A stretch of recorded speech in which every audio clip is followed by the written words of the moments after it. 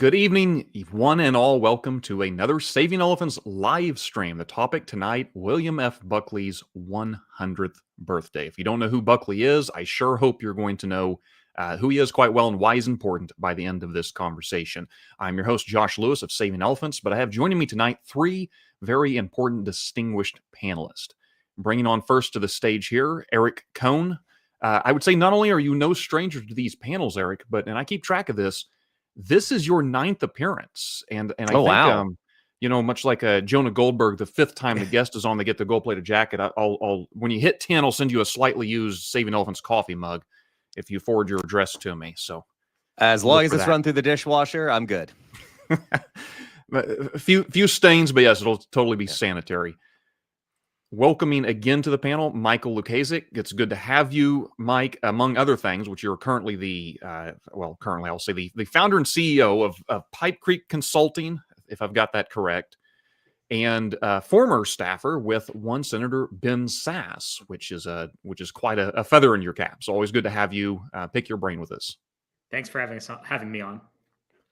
And last but not least, the rumors are true. The prodigal son, Cal Davenport, is making a reappearance after I cannot remember how long it's been or how many times I've begged and pleaded for you to come by, but we found a way to get it to work out with your schedule. So part of the old, I had Brooke on in the previous panel, so I'm trying to reconstitute the old Are We Right co-hosts podcast one at a time, but it's good to have you again, Cal. Well, thanks for having me, and thank you for being persistent and asking me to come on despite all of the times that I have been unable to. It's good to be back.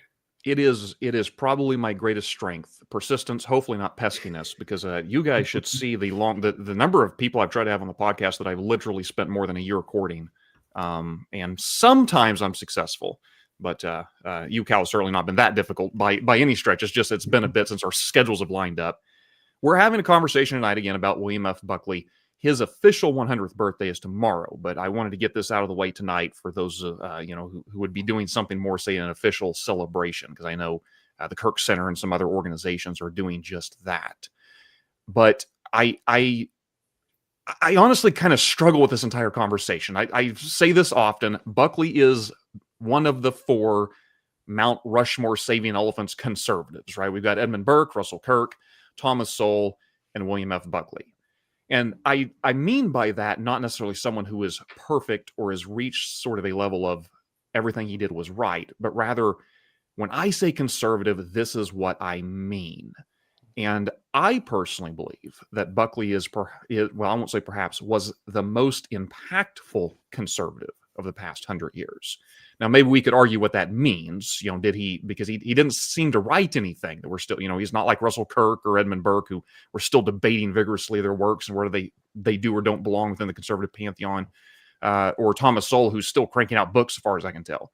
Buckley wrote a lot, but most of what he did didn't seem to be that the contribution of his pen necessarily. So I want to have a well-rounded conversation about Buckley in general, but I want to start off here for each of you gentlemen. Would you call Buckley the most impactful conservative of the past 100 years? If not, how are you defining impactfulness, perhaps? Or where does he rank there? And who would be the more impactful, if not for William F. Buckley? Not all at once. Well, I think Matthew Continetti in his book, The Right, which is, I think, the best sort of history of the conservative movement, he makes an interesting argument about Buckley. The two sort of protagonists are, of course, Buckley and Ronald Reagan. And what he sort of does, which I find very interesting, is he sort of depicts the way that Buckley changes over time, whereas Reagan sort of stays constant. So Buckley, when he emerges on the scene, starts National Review, he's very interested in European conservatism, right? His Catholicism is very important to his understanding of conservatism. And that doesn't go away. He's always a faithful Catholic, but his conservatism becomes more and more explicitly Americanist as time goes by. And so I think insofar as that represents the sort of journey that the broader conservative movement went on in the 20th century, I think it's very important for our intellectual history. I agree that the temptation if one were to give another answer other than Buckley, would be Reagan. And to reference the same book that Michael just referenced, Continetti does a very good job of painting Reagan as kind of an aberration in the history of the conservative movement. And so much of the history of the movement really circles around him as the pinnacles, the culmination of a project. And Continetti does good to point out that like it didn't have to be that way, and in many ways was the exception and it was not the rule. In that sense, I think you probably have to give it to William F. Buckley. I'm, what perhaps somebody, if there's a what is just below a Mount Rushmore, I don't know, but if there's something like a whatever the AAA team is to Mount Rushmore, I'll put George Will on that. And there's this great formulation from Will of, without William F. Buckley, there's no National Review. Without National Review, there's no Goldwater nomination. Without the Goldwater nomination, there isn't the Reagan presidency. Without the Reagan presidency, the wall doesn't come down. Therefore, William F. Buckley Jr. won the Cold War. You can, it's kind of funny, but also there's a point to be had there that especially if you go back and you read Continetti's history of the right, and the great thing about it is, if you read the George Nash book, which is a really great book that really starts around the time that Buckley is just before Buckley is getting going, all in post-war America. What's interesting in Continetti's telling of it is you go back to the 1920s, and the thing that really captured me about that book is the 1920s and the 2020s. Like there's a lot of rhyming going on there in what was going on in the 1920s and the 2020s, even down to the pandemics. And the right is just much more of a bizarre, inchoate kind of untamable conflagration of people and interests prior to the war resetting it. And I think that actually gives added context to the importance of Buckley and what he was able to do in a post-war environment. And Josh, you'd reference there's not necessarily always a consistency to Buckley. There's not even necessarily there's certainly not a perfection to him. Is he as fallible as any other person? I think one of the great things about Buckley was his ability for self-correction in a lot of these fights. And, one of the frustrating things to me about it now is it's almost reached the status of Buckley being brought up and referenced. And this is one of my frustrations with some of the projects on the new right is people are going back and you can find some quote from Buckley. The man wrote, I don't know how many millions of words over his career. It is like, no, this really represents the true nature of Buckley and his view on this, which is much more in line with what I have to say. ISI always repeats the whole, ruled by the faculty of Harvard Yard and the Boston Telephone Directory quote. Right. That emphasizes populism. Right. Exactly. And I think the point to be had there is Buckley contained multitudes. He was wrong on plenty of things. He corrected on a good number of them. And perhaps if I had to level a criticism of Buckley, it is that what makes him a little hard to lionize in the way of some other thinkers and writers, or even in the way of some other politicians like Reagan, is he had a foot in both camps. He had a foot in the intellectual camp. He had a foot in the political side.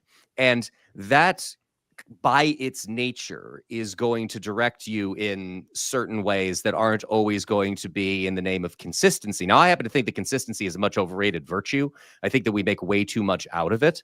But I think that could be one of the frustrating things about Buckley. But the fact that he played in both arenas, the fact that he was influential from a conservative, less philosophy and more of a prompting of an exploration of ideas and their implications, as well as a direct involvement in the political, is the reason why I think you have to answer the question that he was probably the most important conservative figure of the 20th century.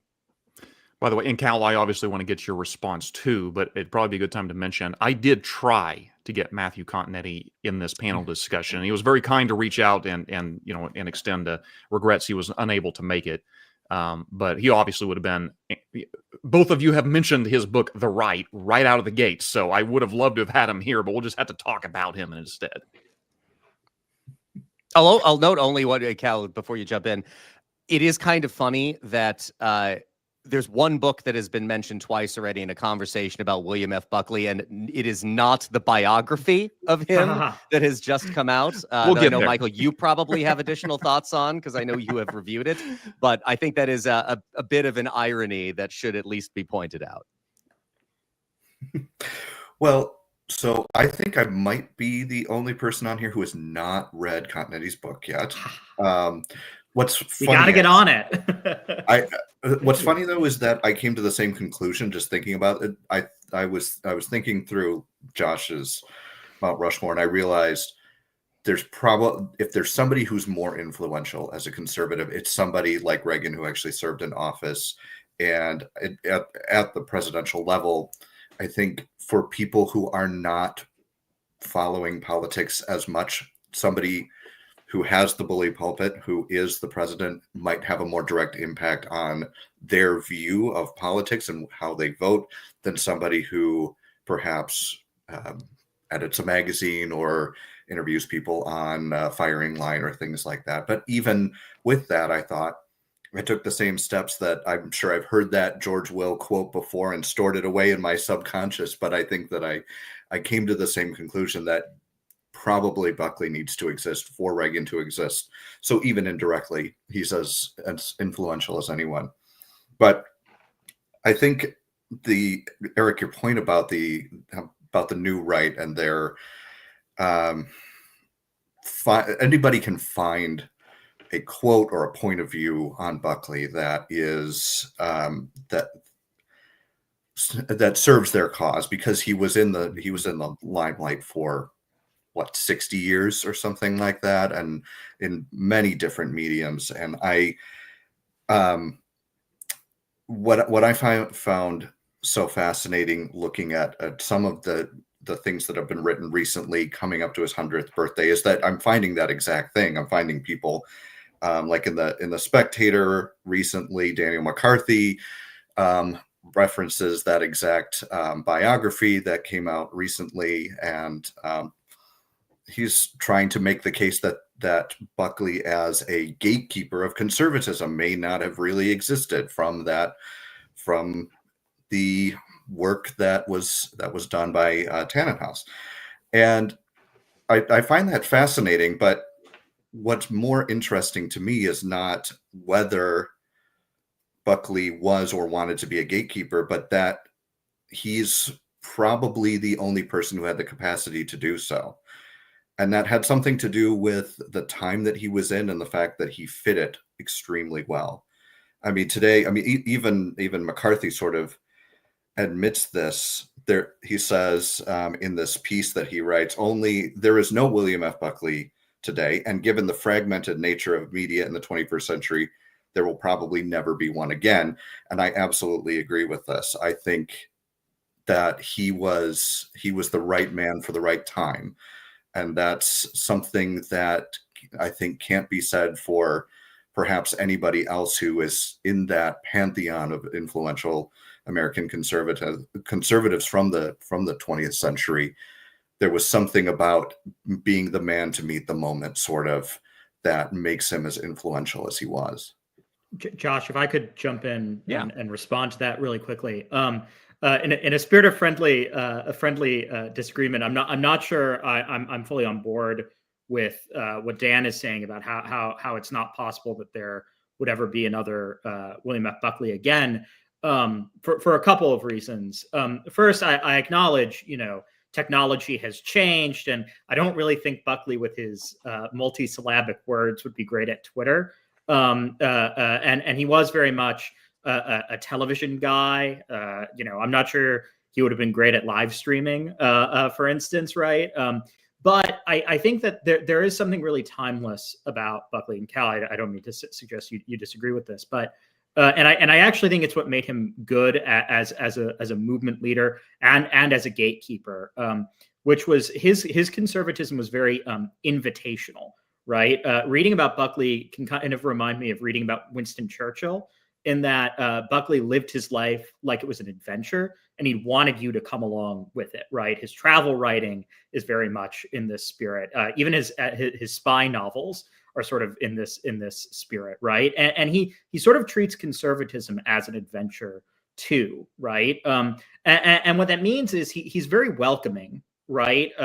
He is very broad church. You know, there's a reason why Joe Sobran lasted so long at National Review under Buckley, but also ultimately when people weren't on board with that invitational spirit, that's sort of when you get kicked out of the party. When you become an actual bigot or something like that, right? That's when Buckley, because he wants to invite other people along the adventure, is gonna draw a line. And I think that's a spirit that conservatives really need to sort of embrace again right now. I think part of the problem with contemporary populism is that it's not that it doesn't have that invitational spirit, right? It's just the seething rage, right? And Buckley was an angry man, right? You read the opening editorial for National Review, and he's furious with the 1950s. He is not happy with the state of affairs, right?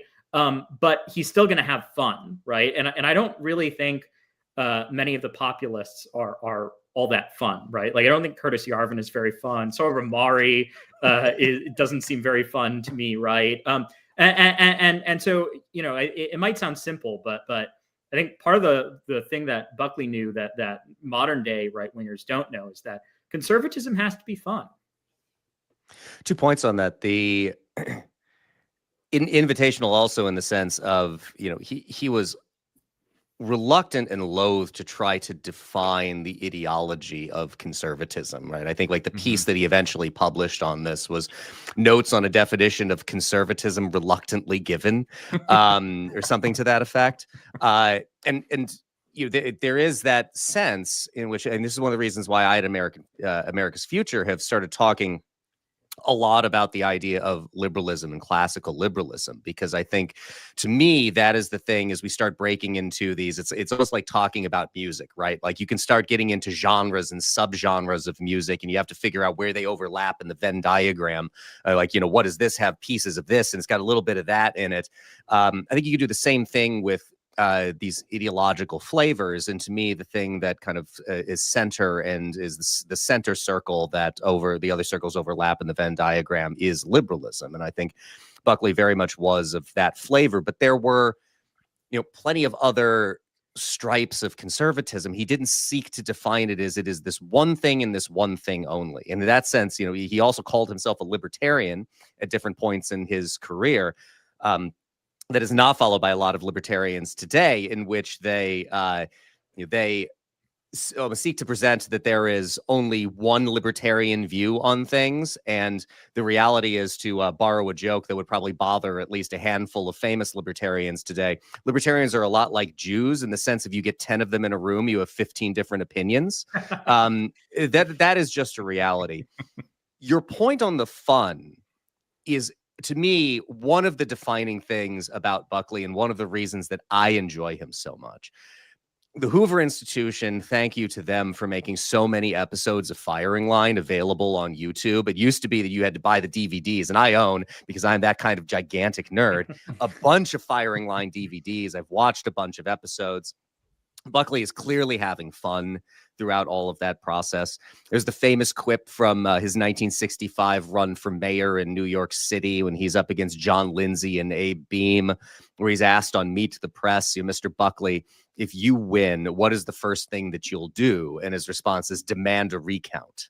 I mean, that's just funny.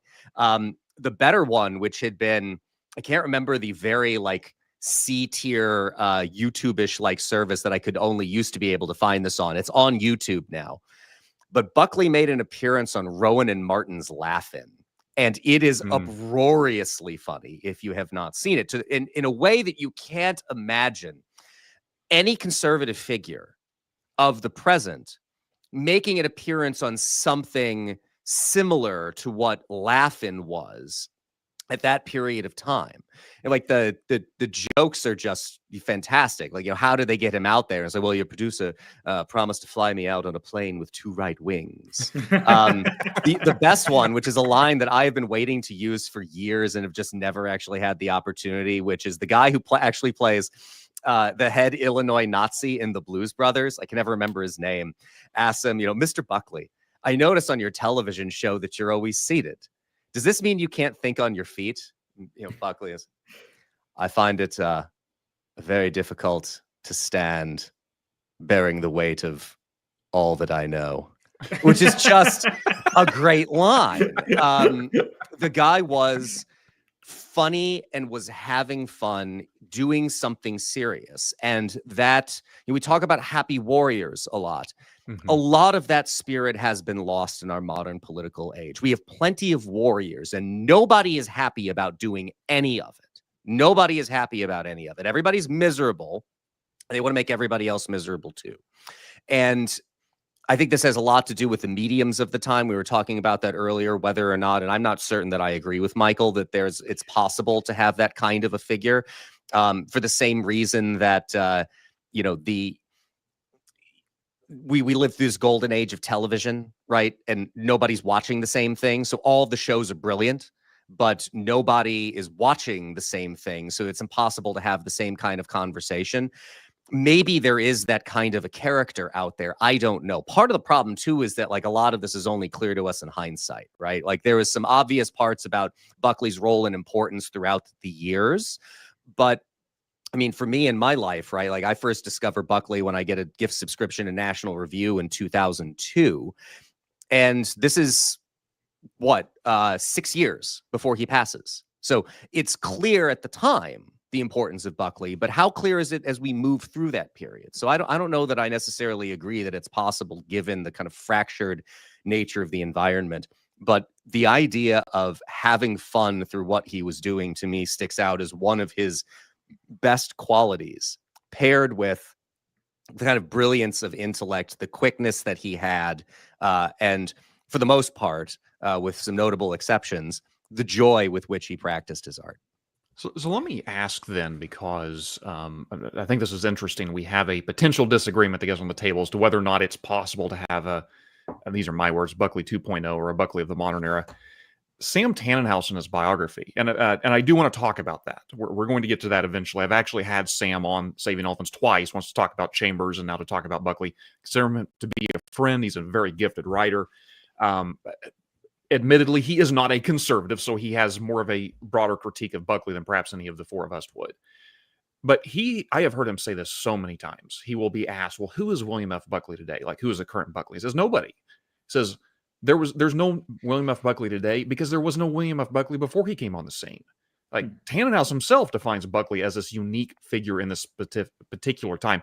He does talk often about the difference of the media, but he talks about more than that. He seems to almost think that Buckley was this truly unique, once in a civilization type figure that had this bizarre capacity to pull together a ragtag group of mostly warring intellectuals into a broader political movement, and was able to pivot in such a way that he was both gatekeeper and door opener, right? He was both keeping people out, but also keeping the tent broad enough that it wasn't just a consistent effort of purification. And so I guess my question there being is maybe what we have a disagreement on here, and Michael, please clarify this is so, is which aspect of William F. Buckley is in fact something that could be duplicated. Like, there are things that we're not going to see. Someone who is truly a TV personality probably could never do what William F. Buckley did today because the median has just gotten too broad. There are ways in which, though, I think a lot of people say, well, who was William F. Buckley? Well, most importantly, it was the life lived, right? That kind of joy that Eric's talking about. Maybe that could be demonstrated in a broad sense. But what do we mean by a William F. Buckley 2.0? What would that even look like? So I'll stand by my contention that there could be a Buckley 2.0, but I want to raise some problems before I defend that. First, I think it's really important to remember Buckley is an aristocrat, right? This is not a man who is, there's not really a democratic bone in his body, and he is not stooping when he is a public figure, right? I was reading something today about his vocabulary, right? And basically he says, well, if you don't like the big words that I'm using, you need to go spend some time with a dictionary, right? And it's not like a contemptuous, like, I hate the people kind of thing. He loves the people, right? It's just he's not a particularly humble person. He's not a very democratic soul, and I think that a lot of people would react really allergically to that. A lot of people reacted very allergically to that during Buckley's time, but I think that especially on the right today, there's this sort of false humility that we expect public leaders to sort of adopt, right? And even Donald Trump, who's not a humble man, right? He sometimes does this himself, right? Where he makes a bunch of jokes about eating McDonald's all the time and everything, right? In all fairness, the only word I've ever needed to look up in a dictionary when Trump spoke was bigly. That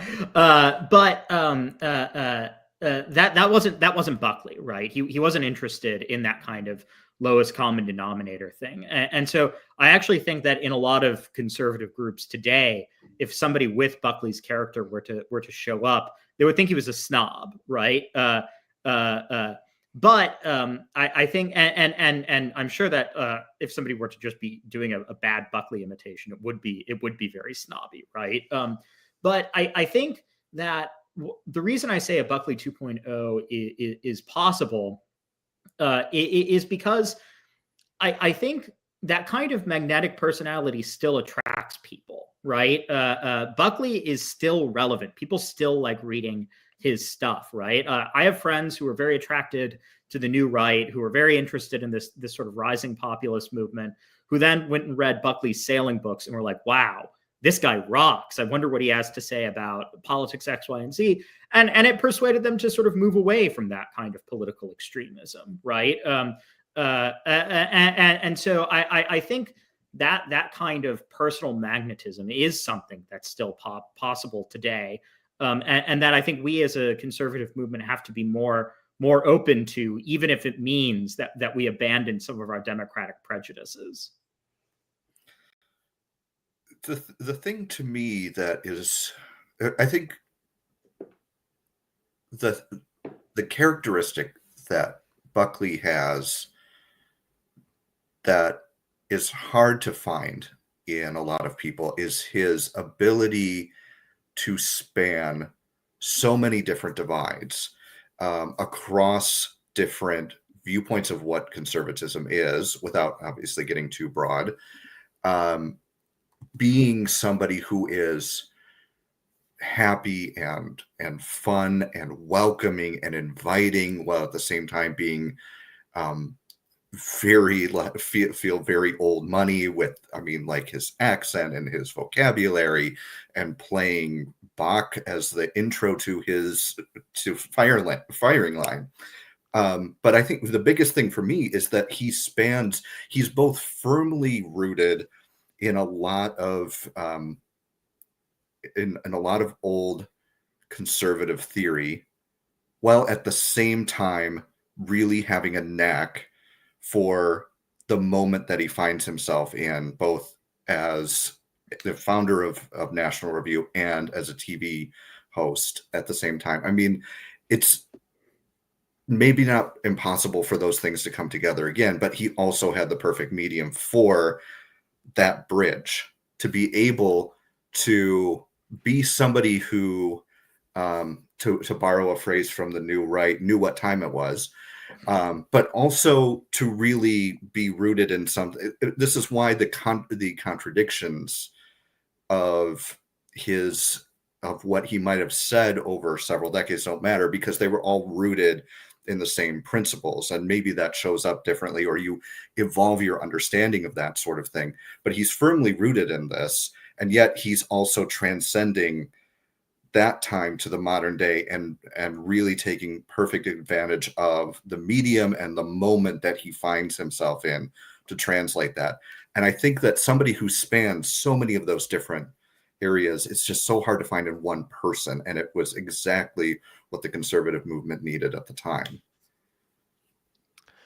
I mentioned this before we started, but about 10 years ago, there was a documentary released called Best of Enemies that focused on Buckley's debates with Gore Vidal at the 1968 Republican and Democratic conventions, which, of course, is overshadowed at the Democratic convention by all of the Vietnam War-related protests and everything that goes on in Chicago at the time.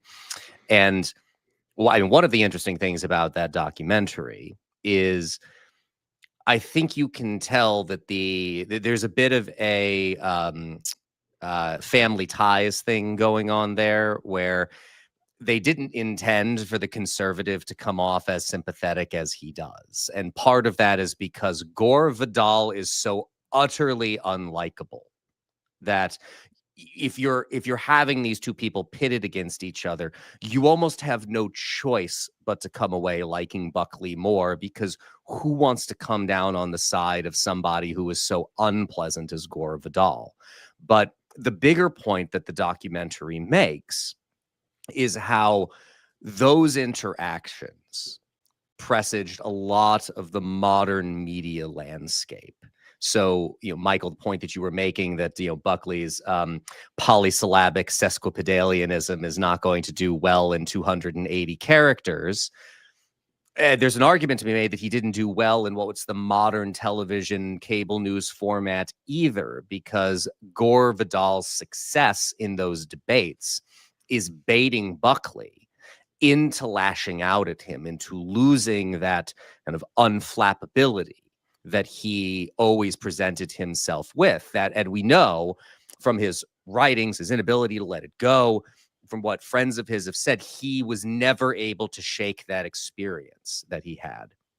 So in that sense, he was kind of, I think, would be ill-suited to this modern media environment. And I think the biggest thing that militates against the idea that there can be another is not as much the fractiousness of the movement. I mean, again, go back to Continetti and to the kind of fractiousness of the conservative or right-wing landscape prior to Buckley arriving and defining it. It's the fractiousness of the media landscape. I mean, I think, Josh, you made the point about like the broadness of the media. I don't think that's the problem with it at all. It's the narrowness of all of it, right? It's like these networks are talking, even the big cable networks are talking to a very sticky couple percentage points of the entire country. There's no opportunity like Buckley had when there were 4 stations, 4 television networks, ABC, NBC, CBS, and PBS. And he had a program on PBS. And it allowed a lot of people to discover him in a way that it's just not is going to be possible now. I remember having a conversation with a friend from Chicago who was a musician, who was only kind of quasi-interested in this stuff. And he just said, as a kid, we didn't have cable. He was a little older than me. And PBS was on, and just kind of became captivated by this guy lounging in his chair with a clipboard, using words that I had no idea what they meant, in interviewing and debating these people. It's not as much that I don't know who the personality could be, although I don't know who the personality could be. I want to be abundantly clear about that.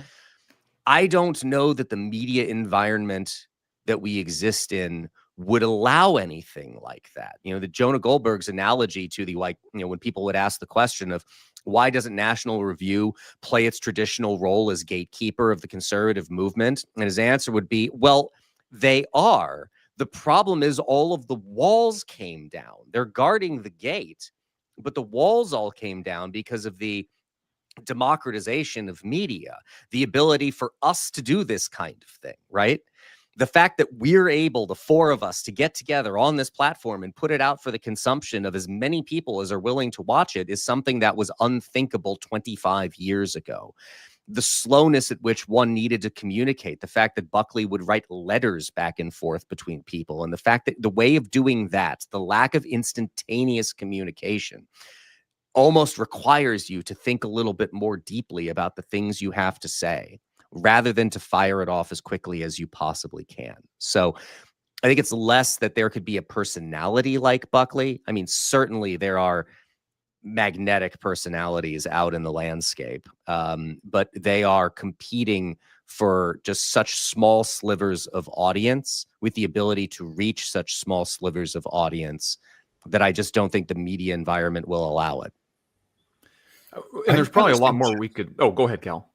I want to suggest that we've sort of seen some evidence that what you're saying, Eric, is absolutely true.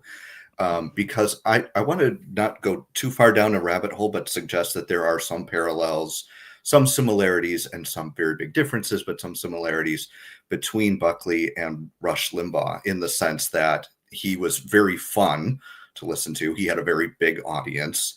One of the final guests on Firing Line, by the way. And Right. I think Buckley himself said he was probably the closest analogous. There was sort of a suggestion of passing that mantle.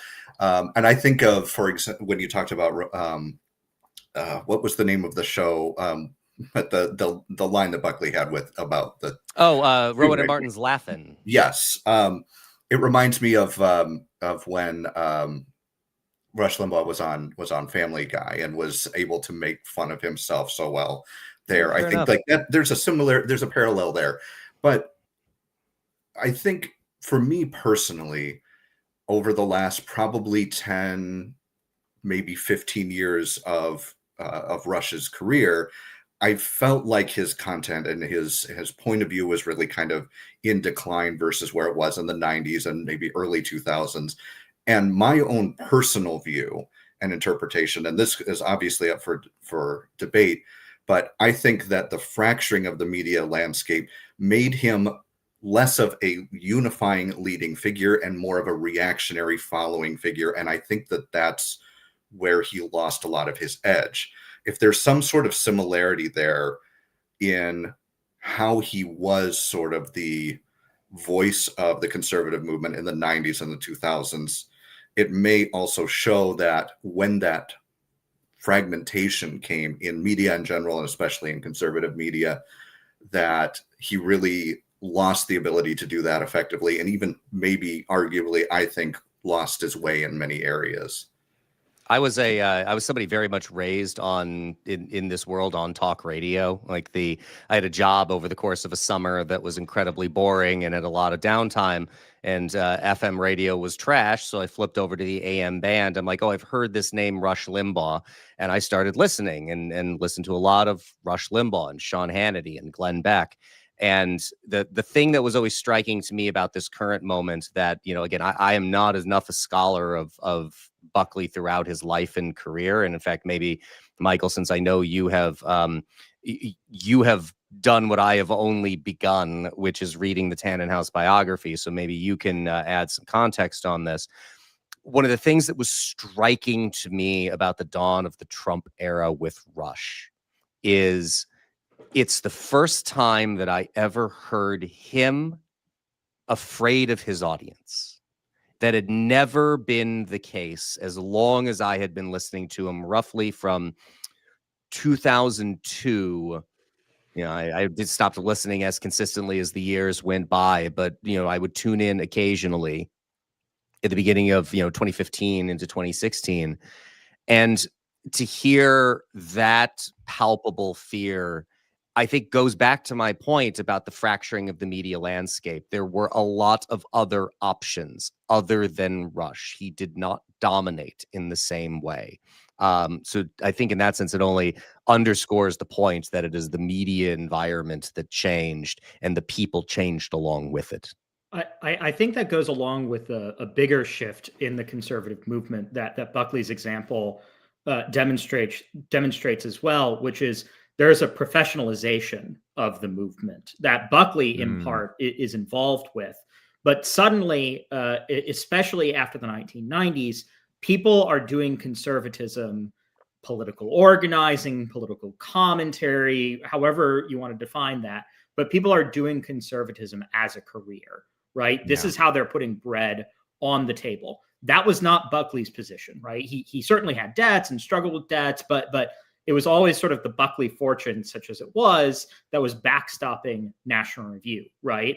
Whereas Rush Limbaugh, certainly a very wealthy man, was wealthy because of his radio show, right? and Buckley was wealthy independently of National Review. National Review made him considerably less wealthy, actually, right?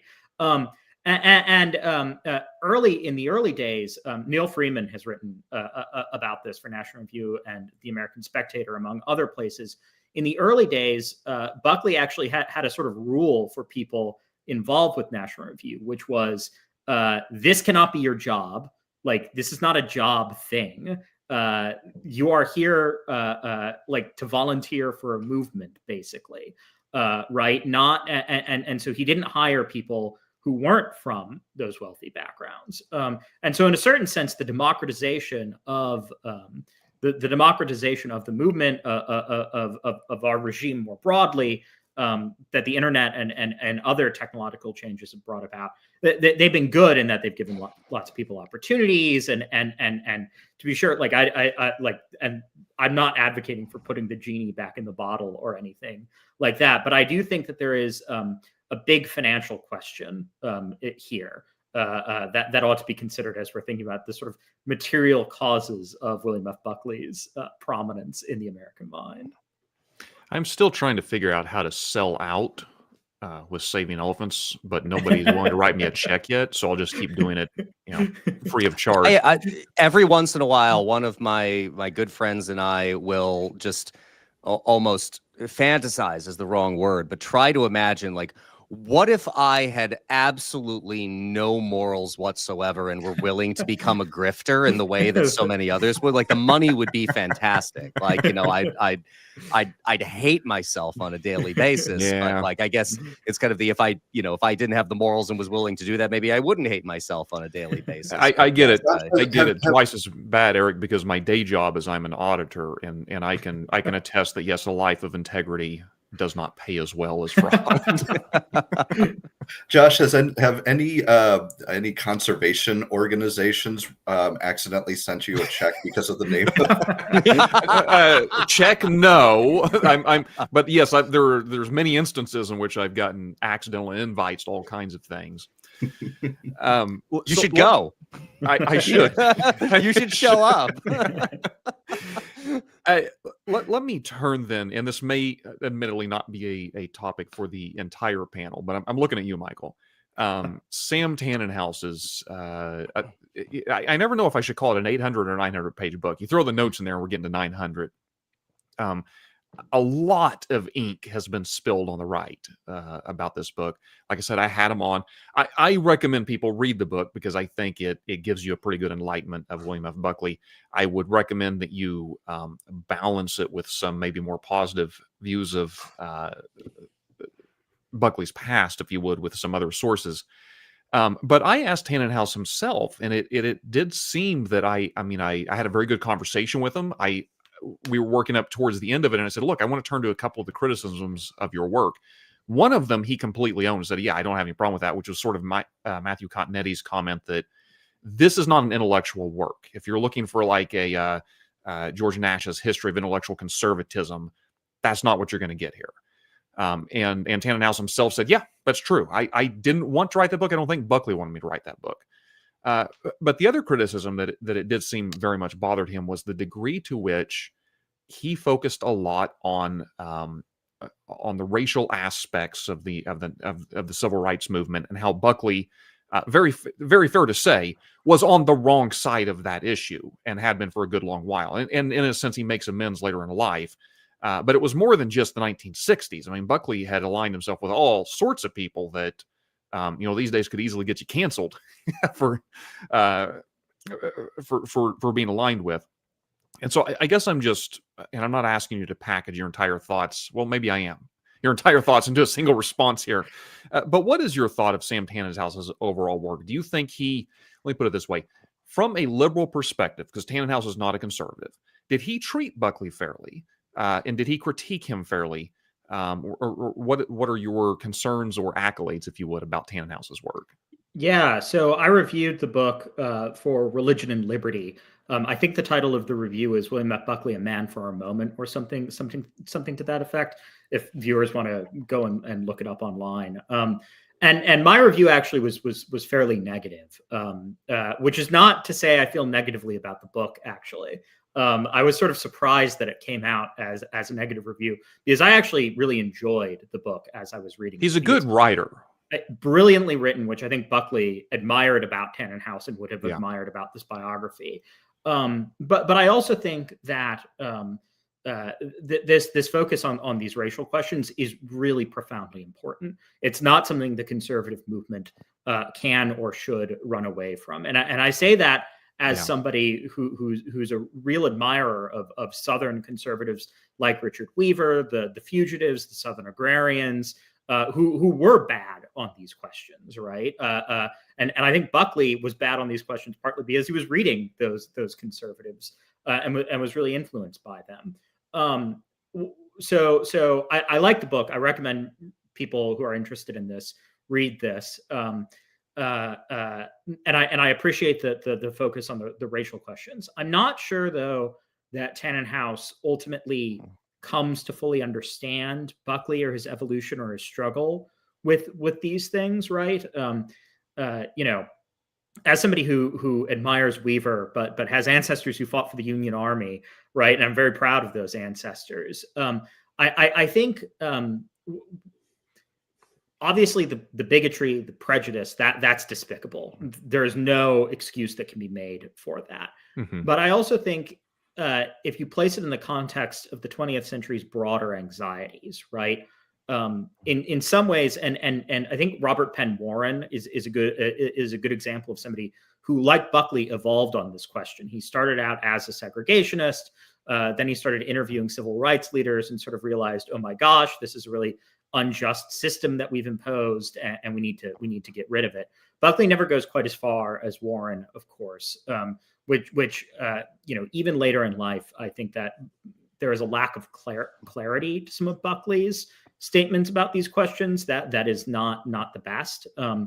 But I think the problem with Tannenhouse's approach to this is that he's not coming at it from Buckley's perspective. He's not trying to understand Buckley as he understood himself. He's understanding Buckley as a liberal understands Buckley, right? And right. I think that's a kind of failure as a biographer, actually. I think that in some ways the best biographies take on the perspective of their subjects, right? And so I think there's actually a sort of strange lack of empathy in some ways when it comes to Tannenhouse's biographical art, such as it is. And I think this is reflected in other ways in the book too, right? The book, I think, sort of becomes a kind of Forrest Gump style history of the 20th century, where instead of Forrest Gump, it's William F. Buckley, right? And I'm not sure I don't really care for Forrest Gump, and I'm not really sure that I'm interested in reading a 900-page book like that a second time, for instance. Yeah, right? there are entire passages where you can go on and forget you're reading about Buckley. Right. And I think that's a real flaw in the book, actually. I think probably some of that has to do, and now I want to be empathetic to Tannenhouse.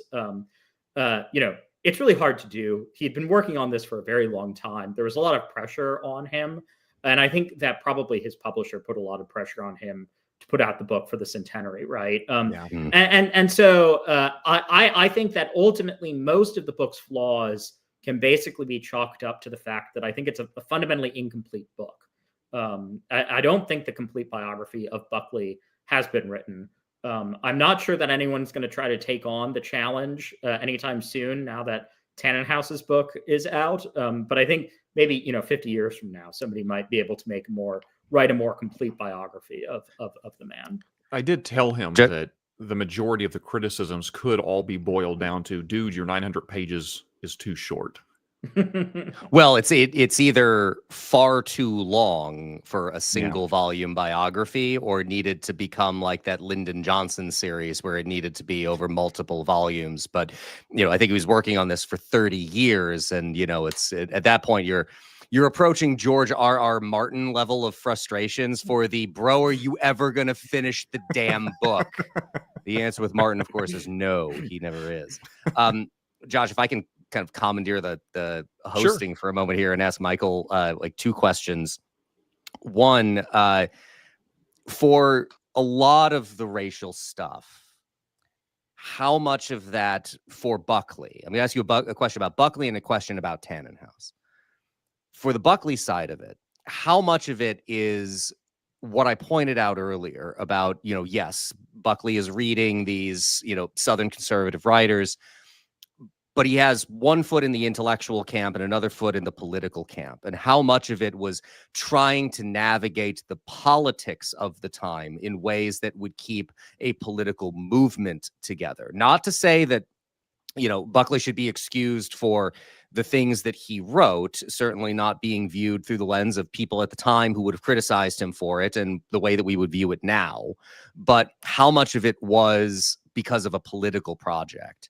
And then the second question that kind of dovetails into is how much of Tannenhaus's problem is presentism, is wanting to evaluate people in the past by the mores of the present that would, of course, look back at those things in disgust, much the way that Robbie George with his class at Princeton will ask them, how many of you in the post-Civil War Jim Crow South would have been against that? And all the hands in the class go up, and he says, you're all wrong and liars.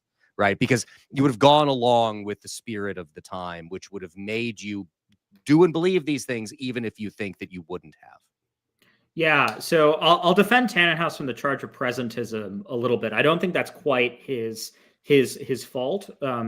Tannenhaus is not as old as Buckley, obviously, but he is older than any of us on the stream, right? And he is a sort of old liberal, right? And so I think it's not so much a question of present versus past, so much as it is a question of liberal versus conservative, actually, right? And so I think it's more of an ideological question than a question of presentism as such.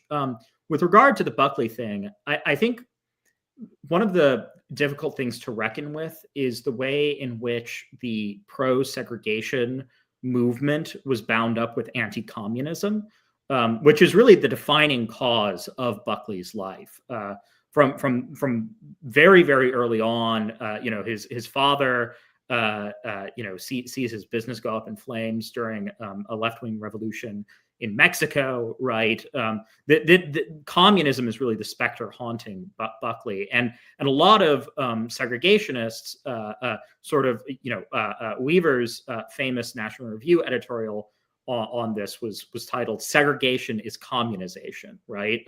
And there was this sort of identification of especially Black radicalism with third worldism or even Soviet communism. And so I think in that sense, a lot of what Buckley is doing actually comes down to a sort of misguided attempt to further his own anti-communist crusade, a crusade with which I fully endorse, right? I think fight against totalitarianism was the ultimate question of the 20th century. But I do think that it led Buckley to some dubious conclusions about domestic politics.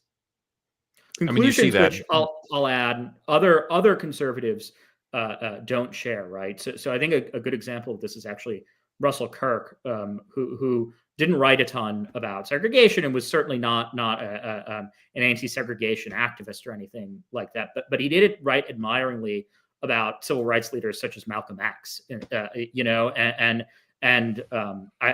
really do think that Buckley was blind to things that other conservatives, even Brent Bozell, his brother-in-law, sort of pulls him aside a couple of times throughout his life and is like, dude, this race stuff is maybe not the best. And so I think Bozell deserves a lot of credit for pulling Buckley away from that toxicity. I will now forever, the voice of reason. Yeah. The guy, the founder of Triumph magazine is the voice of reason in all of this. I now forever will, I am not a playwright. And if there's anyone out there who is, I need a one act play imagining what dinner between Malcolm X and Russell Kirk would have been like. They were on the radio together once. Really? Kirk wrote a reflection about meeting Malcolm X, and he calls him a prince among men. That was his term for Malcolm X. That's going to be the next smash Broadway musical. Hey, our time is limited, which is very regretful because there are so many cans opened here. I would love to explore the biography further. I would love to explore the race question further, because I'm in agreement with you, Michael, that it's something that I think is extremely needful. We do not shy away from, and that we're cautious to not sort of sweep under the rug like so many on the right do. That is not what I'm trying to do by moving on. It's rather, it's just due to the limitations of time. I wanted to give everyone a chance to give closing thoughts, but I'm going to ask a final question if you want to wrap your closing thoughts in that, and that is this. It's the very unfair, hey, if this guy were alive today, what would he think? Right? And I'm asking that in part because at the beginning of this conversation, I kind of mentioned he's one of the four on my Mount Rushmore of conservatism. He is a problematic figure. I admire Buckley in so many ways. He's entertaining. He's enlightening. I think understanding how he did life, we would all do well to try to emulate that in a lot of ways. He also aligned himself with forces that I think, as they have come to fruition over these last, say, 40 plus years, have shown themselves to be the very radical forces that Saving Elephants itself stands against. And I know collectively, you individuals, we may all be different in certain regards, but I know you well enough to know that you are not, that you share equal frustrations and concerns about the radicalization of the right today. Buckley himself, when he was younger, referred to himself as a radical conservative. You know, the opening issues of National Review, which I think echo a lot of Wilmore Kendall, although it's a little bit, his populism is very different than the populism on offer today, but still was very anti-liberal in a sense that sometimes I wonder, did they confuse classical liberalism with the progressivism that we stand athwart today, if you will? And so I'm wondering here, while I think it is fair to look to Buckley as this great conservative figure, he did contain multitudes. And, you know, there are exceptions. Tucker Carlson disowned the guy, which, thank God, I'm grateful when screwballs like Carlson say, you know, identify Buckley as one of the great, what do they call him, the great villain of the 20th century or something that, I don't know. I would have picked Hitler. But apparently Buckley was the one sticking. Well, he wasn't even the greatest villain of World War II, as his show has enlightened us. So there you go. Fair enough. Sorry, I probably should not invoke the T word this late in the conversation. Not this late in the show. No. So where I'm going with that is, and I'm not trying to say that when I say the radical elements of the right, I don't mean your Nick Fuentes flirting with Nazism. I don't think Buckley was the forefather of them. I mean, rather the sort of odious populism that has gone off the rails, that misidentifies, in my view, the classical conservative tradition was just sort of our main purpose is to own the libs, and, you know, to evoke liberal tears, if you will, even if that means we are ironically borrowing left-wing policies to do it. So all this being said is, where does Buckley fit in there? Is it true that he's imperfect? Is it true that he birthed movements that maybe he had not intended to? Or am I the one who doesn't fully appreciate Buckley? Maybe Buckley, were he alive today, would say it's actually the Saving Elephants crew that don't fully understand the conservatism I am profiting. I think that if Buckley were around today in his prime, he would probably agree with everything that I think. Is that presentism? No. So here's the thing. Knowing what I know about Buckley and his desire to try to span these different divides, what I'm very curious about is, I think that a lot of, for all the fragmentation in the media, I think it's one of its defining characteristics is that it forces you to pick a side. You can't stand in the middle very long before being pushed and pulled to one side or another. And I'm curious where he would end up coming down. I don't want to imagine that he is, because of his stature, that he's a mythical figure that would somehow be immune to all of that. And would he go the way of Rush Limbaugh and become afraid of his audience, or would he, form a remnant like Jonah Goldberg, or like, what exactly does that look like? And part of the reason that I'm not 100% for all my admiration for him, and I do think that he is, in the Mount Rushmore of 20th century conservatives.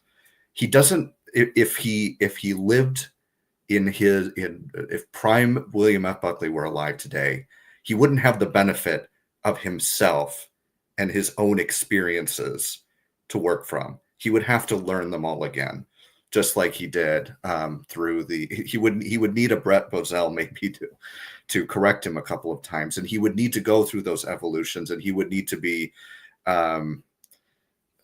disowned by whoever today's Ayn Rand is, and he would need to disown whoever today, I guess today it is still the John Birch Society somehow.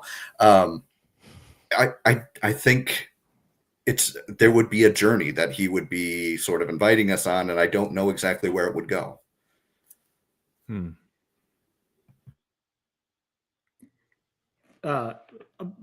My politics are not a secret. I still actually consider myself something of a never Trumper, right? I'm even willing to go places Jonah maybe isn't willing to go on that.